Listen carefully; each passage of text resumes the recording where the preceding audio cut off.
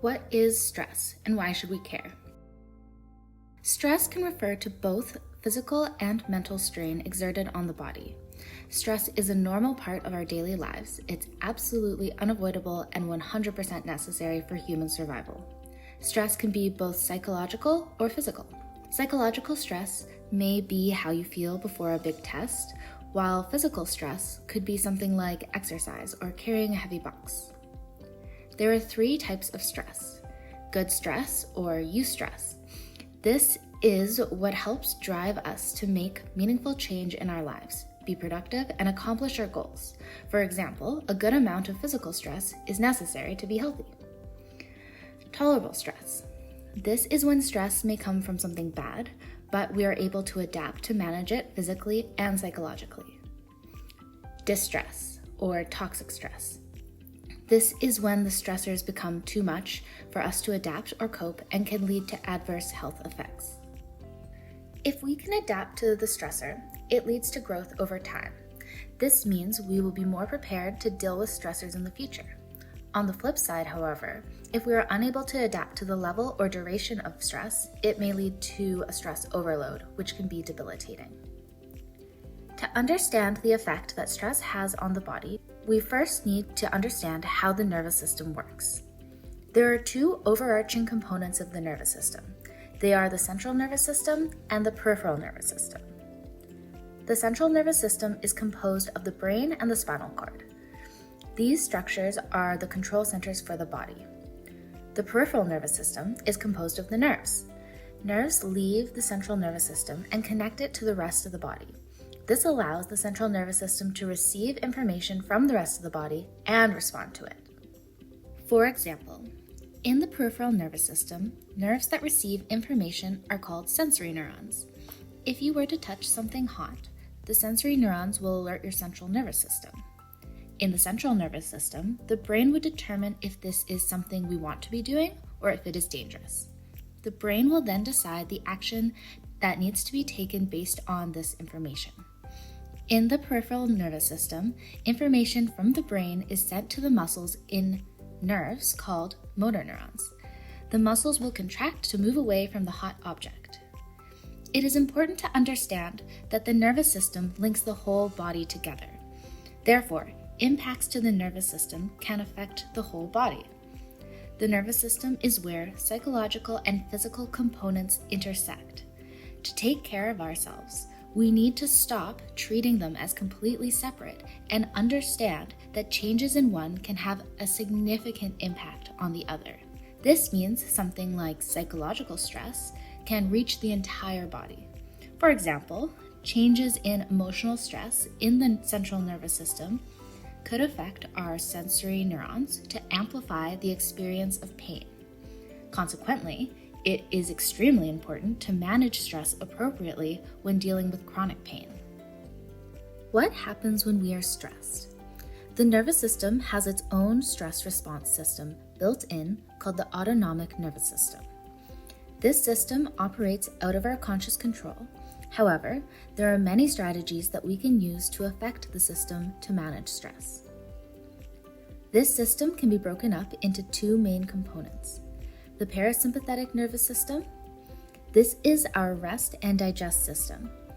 This is the state we are in when we are at rest or in homeostasis. Coming into this state will slow the heart rate, lower our blood pressure, and increase blood flow to digestive organs. Overall, it produces a relaxed state. The sympathetic nervous system. This is our fight, flight, or freeze nervous system, our life and death response. It increases our stress response automatically. This is triggered when the brain perceives a threat and can increase heart rate and blood pressure, as well as increases in circulation of adrenaline, cortisol, endorphins, and blood sugar. Changes in the body due to the sympathetic or parasympathetic nervous systems are normal and healthy. We move into a sympathetic state when we exercise. The application of physical stressors has a huge impact on our body. Exercise produces positive adaptations for the body to perform an activity, and with adequate dosage of stress, we can have lasting healthy changes. Imagine you are going for a run. First, you will feel your breathing increase, your heart pound. You might become flush and start sweating. You will feel the burn in your leg muscles as they propel you forward. These changes are the sympathetic nervous system allowing our bodies to respond to the stress of running. Increased heart rate pushes more blood to muscles and skin for oxygen delivery and temperature control respectively. More circulating sugar to our muscles for energy. You may notice increased muscle tension to spring into action. This is a normal stress response. After a normal stress response, we would expect our bodies to return to a resting state. Our bodies are built to respond to acute bouts of stress. For example, if we needed to run from a bear, or in hunter-gatherer times, hunt down some food, we would need to engage our sympathetic nervous system to give us the best shot at survival. Normally, the stress response in the body should pass once the incident was dealt with, and we would return to our resting state. In modern times, we do not worry about these types of stressors as often. Instead, we often face another problem: chronic psychological stress. Current threats to our bodies and well-being often present as more abstract issues that may be out of our control or will not pass anytime soon. We can even maintain stress over things that have passed, but were too traumatic to cope with at the time. When the problem is not something we can immediately deal with, the stress can become chronic. How does the nervous system affect everything we do? Prolonged stress or sympathetic stimulation can have negative consequences. Think back to the running example. Running causes increased heart rate, increased blood pressure, increased circulating blood sugar, blood flow to the skin and away from digestive organs, muscle tension to spring into action, circulation of adrenaline and cortisol. All of these are great for running, and after a run or major workout, these components will generally return to a homeostatic or relaxed state. But what if the stress is not physical? It is more psychological. Our nervous system is the intersection between the physical and psychological, therefore cannot tell the difference and will produce the same response. Unfortunately, psychological stress can last much longer than a workout, possibly ongoing for hours, days, or weeks. This is when the normally healthy stress response can start to severely impact our physical health.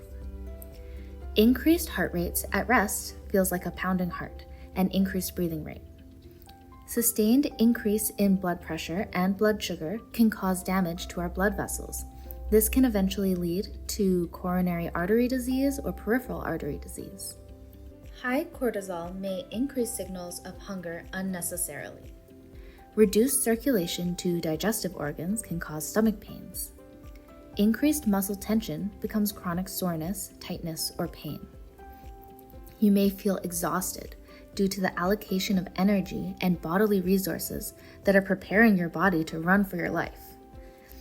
Imagine you are having a day where you didn't sleep very well, are having significant work stress or anxiety over relationship struggles. Do you feel you would be able to perform as well in the gym? Do you feel you'll be able to progress in recovering from an injury? How do you think your body will be feeling? The body cannot differentiate between physical and psychological stressors. In these situations, you will likely feel completely spent.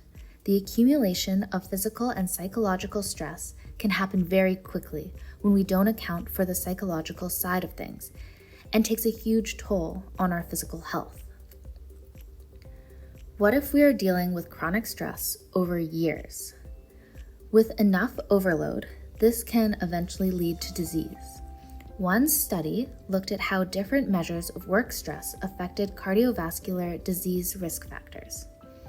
Factors such as overcommitment, taking on more than you can handle, or effort-reward imbalance, feeling you are working hard with not enough appreciation, were associated with hypertension and blood vessel wall thickness. Stress can also exacerbate symptoms of autoimmune diseases like Crohn's disease or psoriasis. We are still in the process of appreciating how much stress affects our physical health, but it is something we need to take very seriously.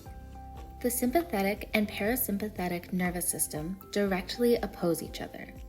We will either be predominantly in a relaxed state or an excited state. If we are continually in a sympathetic state, it can make it difficult to transition into a relaxed state. Having trouble transitioning into a parasympathetic dominant state may impact our mental health. Inability to relax, continual activation of the sympathetic state, alterations to hormonal circulation at rest can impact mental state and mental health. Stress can also play a large role in pain. Pain is a response to perceived danger, just like the sympathetic nervous system.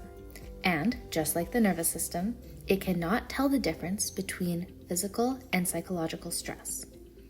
It is easy to imagine an increase in pain if you lift something too heavy with a back injury. However, we know that psychological stress affects the body on a physiological and physical level as well. This means that psychological stress can exacerbate or even cause increases in the experience of pain. If you imagine that you have been unable to sleep or had a terrible day at work, think about how you would physically feel. One might report feelings of achy muscles or soreness, headaches, or other discomforts. Both mental and physical stressors can exacerbate the perception of pain in our body.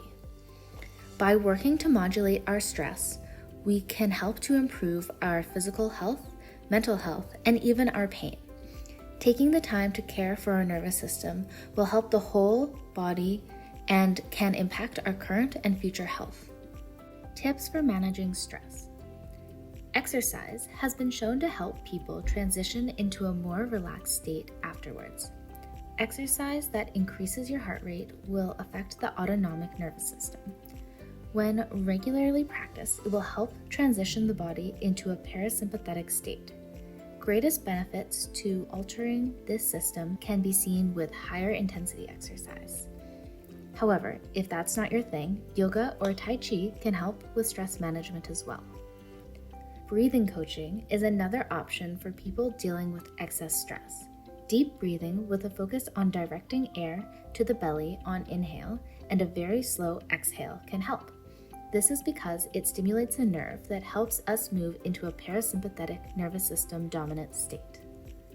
Cognitive behavior therapy or counseling have been shown to reduce stress as well as related mental health disorders such as anxiety and depression.